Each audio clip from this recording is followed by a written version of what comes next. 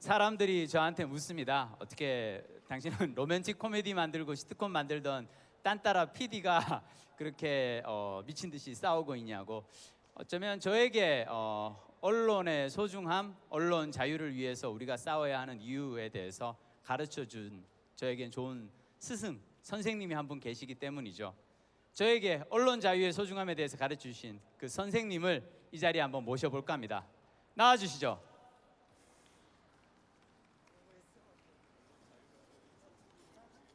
정말 오랜만에 우리 조합원 동료들과 시민들을 만나실 것 같은데요. 이용마 기자가 이곳을 찾아주셨습니다.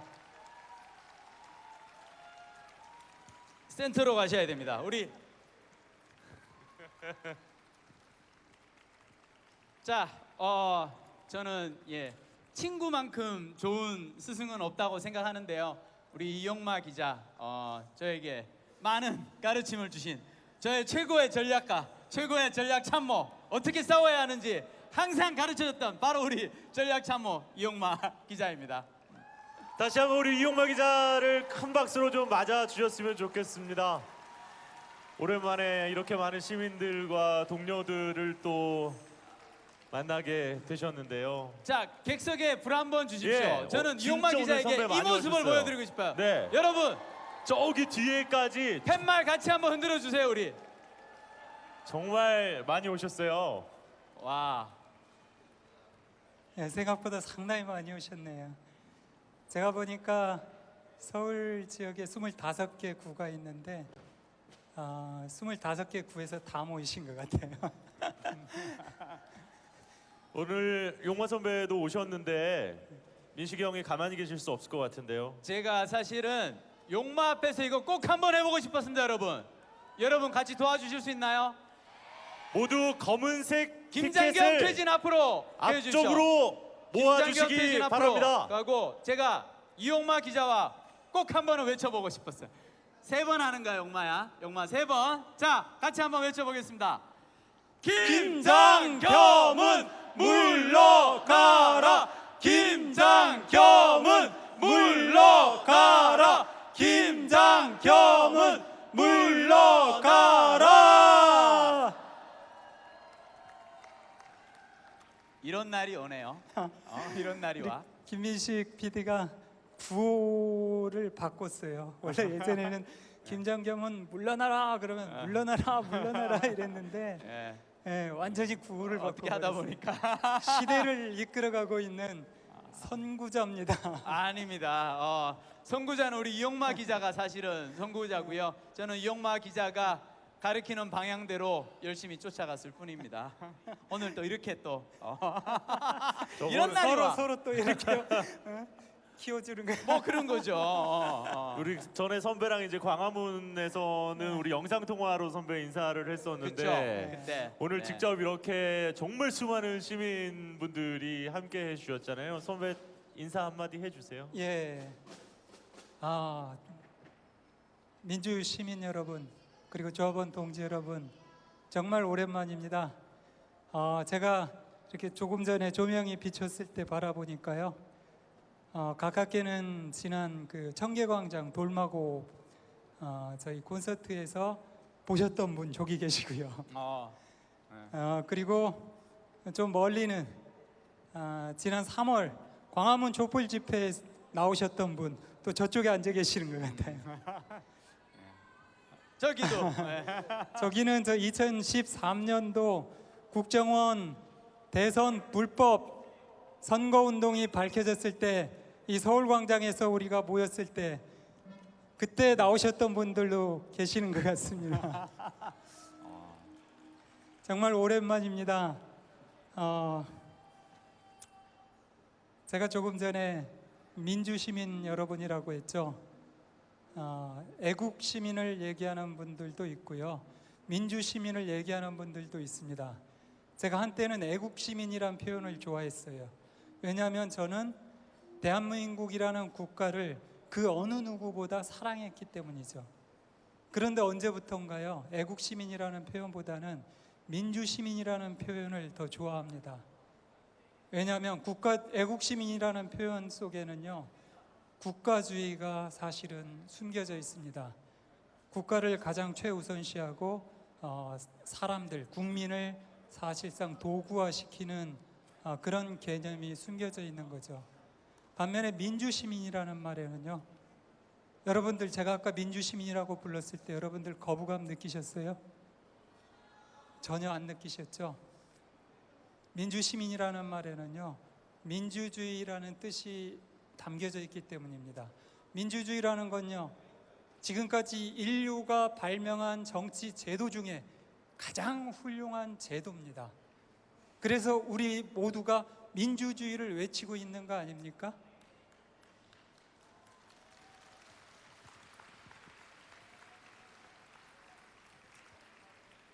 그런데 민주주의는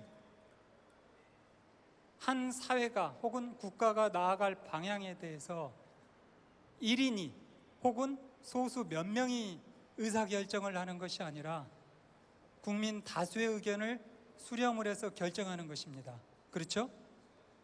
국민 다수의 의견을 수렴하려면 어떻게 해야 됩니까? 국민들의 의견을 광범위하게 우리가 들어야 됩니다. 그런데 국민들의 여러 의견을 듣지 않고 내가 듣고 싶은 의견만 듣는다. 혹은 나와 의견이 다른 사람들은 말을 못하게 한다라고 하면 민주주의가 제대로 돌아갈 수 있겠습니까? 없겠죠. 바로 그래서요, 민주주의에서 제일 중요한 것이 언론의 자유고 표현의 자유입니다.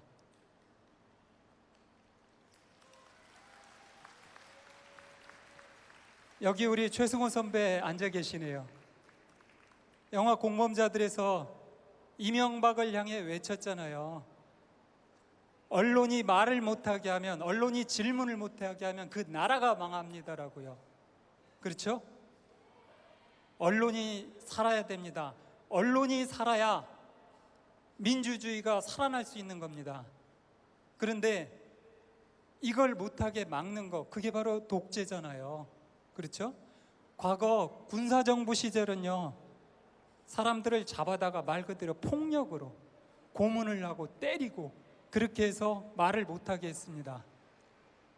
그런데 1987년 민주항쟁 이후에 우리나라에서는 민주주의가 많이 확산이 됐습니다. 그렇게 되니까 이제 부권위주의 세력이 다시 집권을 하더라도요, 옛날처럼 무차별적으로 사람들을 붙잡아다가 때리고 고문하고 할 수는 없습니다. 그렇게 되니까 다시 등장한 게 뭡니까? 이제는 여론을 조작하는 겁니다. 요즘 이미 많은 사실이 드러났죠? 과거 이명박 박근혜 정부 시절에 어떤 일이 벌어졌습니까? 국정원을 동원하고요, 총리실을 동원하고요, 경찰, 검찰은 가만히 있었겠습니까? 그 기간 동안에 심지어 군대까지도요, 기무사를 동원해가지고 국민들을 끊임없이 사찰하고 정부의 조금이라도 비판적인 목소리에 대해서는 전부 다 차단하고 그런 사람들을 괴롭혀왔지 않습니까? 사실상 고문만 사라졌지 과거 박정희나 전두환이 했던 것과 무슨 차이가 있습니까? 그런 똑같은 시절을, 민주주의가 파괴된 시절을, 바로 독재 시절을 지난 9년 동안 우리가 겪었습니다. 그 과정에서 MBC, KBS 공영방송들은 독재자들의 말 그대로 나팔수로 전락을 했고요, 지금 현재 기레기라는 소리를 듣고 있는 겁니다. 자, 우리 국민들이 이 사실을 모르겠습니까? 알면서도 그동안 끊임없이 인내를 했던 거죠. 하지만 더 이상 참다 못해서 드디어 지난해 촛불 항쟁에 나섰던 것이고 박근혜 정부를 임기 4년 만에 끌어내렸습니다. 박근혜 정권이 말 그대로 국민들의 위대한 항쟁에 의해서 붕괴된 것입니다. 도둑이 쫓겨난 것입니다. 그런데 도둑이 쫓겨났으면 어떻게 해야 돼요? 도둑이 살던 곳에 가봤더니 그동안 사람들로부터 뺏어온 재물이나 물건들이 많이 있습니다. 이것들 어떻게 해야 됩니까, 여러분? 주인 찾아서 돌려줘야죠. 그렇죠? 주인 찾아서 돌려줘야 됩니다.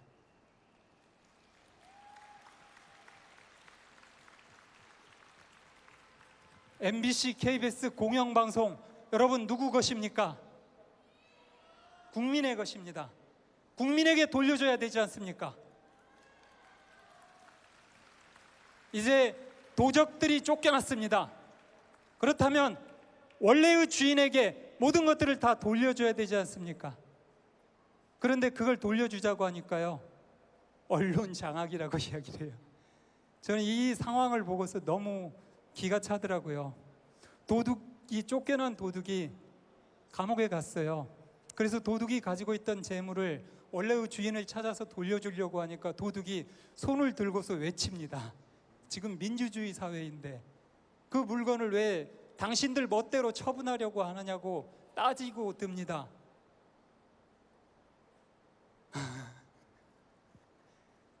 이 말이 되는 짓입니까? 안 되죠? 도둑들이 물러났으면 원래 물건들은 원래의 주인에게 돌려줘야 됩니다. 마찬가지입니다. 공영방송은요, 이제 국민들에게 원래의 주인에게 돌려줘야 됩니다. 그래서 저 이 자리에서요, 분명하게 말씀드리고 싶습니다. 이호성 방통위원장님,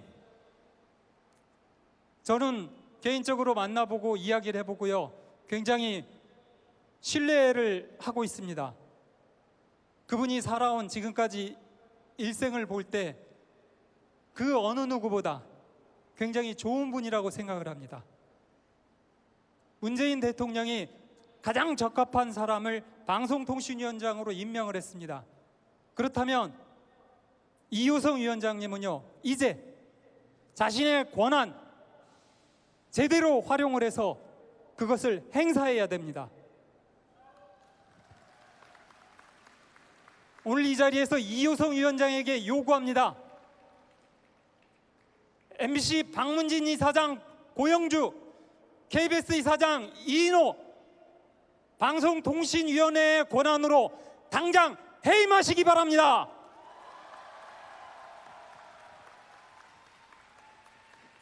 여러분, 딴따라도 불과 몇 년 사이에 민주투사로 바꿔놓는 우리 이용마 선생의 민주주의 언론 특강이었습니다.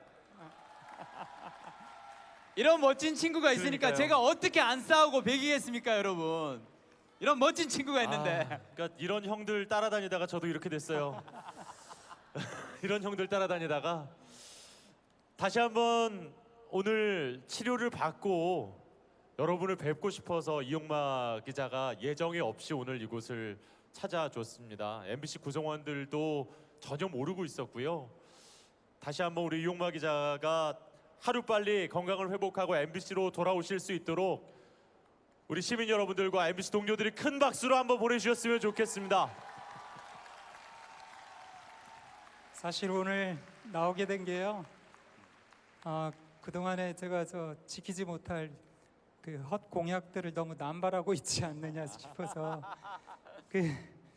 제가 이번 파업 기간 중에 꼭 한 번은 집회에 참석하겠다고 약속을 했거든요. 그런데 그동안 지키질 못했습니다. 그래서 오늘 제가 그 약속을 꼭 지켜야 되겠다고 마음을 먹고 이 자리에 나왔어요. 잘하셨어요. 다들 너무 보고 싶어했어요, 선배. 예. 한 번 봤으니 앞으로 또 계속 이제 자꾸 보고 싶네요. 예. 자, 이용마 기자도 오늘 날이 좀 상당히 쌀쌀하죠. 시민 여러분들 따뜻하게 다들 입으셨어야 됐는데 저희도 좀 걱정이 됩니다만 더 오래 같이 말씀도 더 듣고 하고 싶은데 또 이용마 기자가 지금 치료를 막 받고 이곳에 오셔서 아무래도 좀 저희가 더 컨디션을 좀 챙겨 드려야 될 것 같아요. 다시 한번 우리 이용마 기자 모시면서 큰 박수로 응원을 보내주셨으면 좋겠습니다. 네, 고맙습니다.